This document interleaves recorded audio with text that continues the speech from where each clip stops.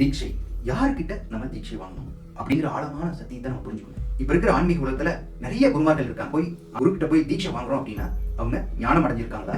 ஞானம் அடைஞ்சிருந்தாலும் அவங்களுக்கு தன் சீடர்களுக்கோ பக்தர்களுக்கோ அந்த தீட்சை கொடுக்க அத்தாரிட்டி இருக்கா அப்படிங்கிறத நம்ம ஆழமா புரிஞ்சுக்கணும். ஒரு குரு தீட்சை கொடுக்கணும் அப்படின்னா குருவழி பரம்பரையிலிருந்து அந்த தீட்சை பெற்றிருந்தாதான் அந்த குரு தன்னுடைய பக்தர்களுக்கும் சீடர்களுக்கும் தீட்சை கொடுக்கணும். இதை பற்றிய ஆழமான சத்தியத்தை சுவாமிஜி மிக தெளிவாக பேசியிருக்காங்க. அந்த வீடியோ லிங்கை டிஸ்கிரிப்ஷன்ல போடுறோம். அதை பார்த்து தீட்சைனா என்ன, எதுக்காக சுவாமி கிட்ட தீட்சை வாங்கணுன்றத தெரிஞ்சுக்கோ.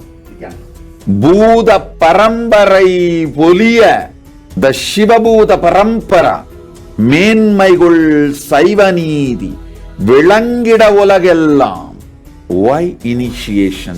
Why Swamiji? Why initiation and why from Nityananda Paramashiva?